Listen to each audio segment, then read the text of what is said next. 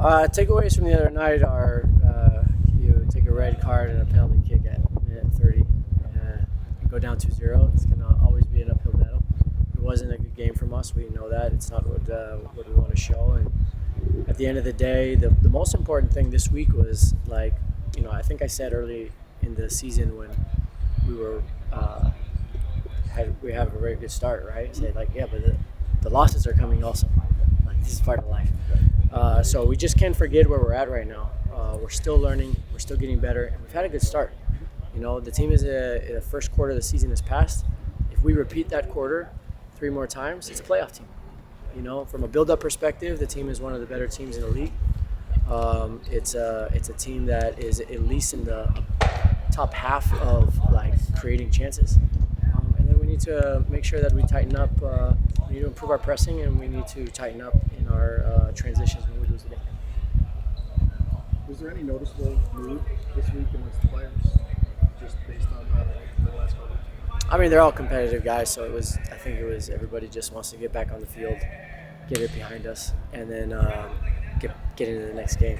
That's the beauty of club football is every week you get a rematch, right? When you win, you better not hang on to that for too long. And when you lose, you get another chance real quick to turn it around and show everybody what you're about.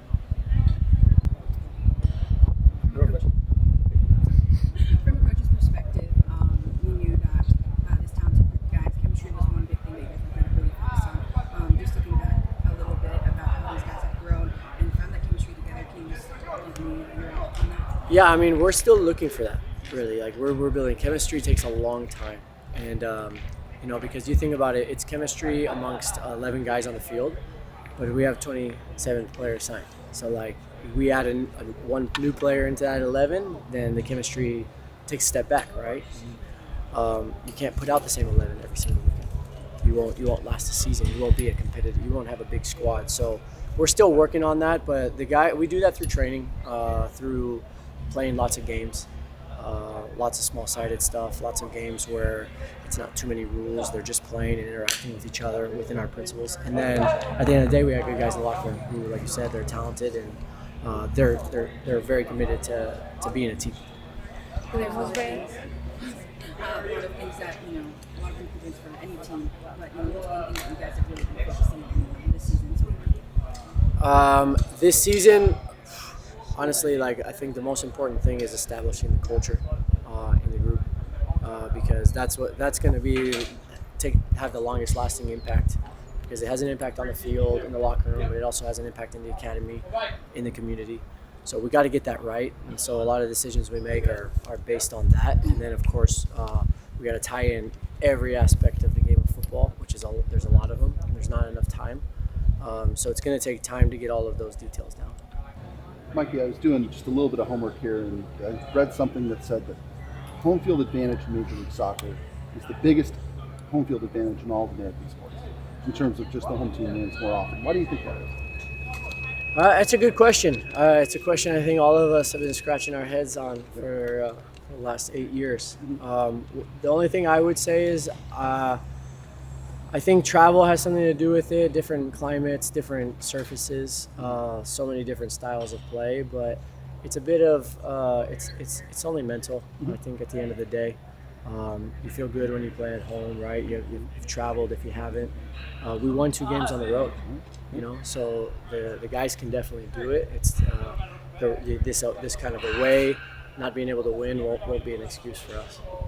I think you answered a version of this in Spanish, but in English, facing a team for the second time that you've had success against, for you, the chess game of preparing against, hey, it worked the first time, so yeah. If it ain't broke, don't fix, or do you start thinking, we're going to adjust to this and this? Yeah, every game is different, though, because that game was in Salt Lake, this one is here, right? That game was very close. They had some good chances, too. So there was a lot of things for us to improve on from that game, even though we won.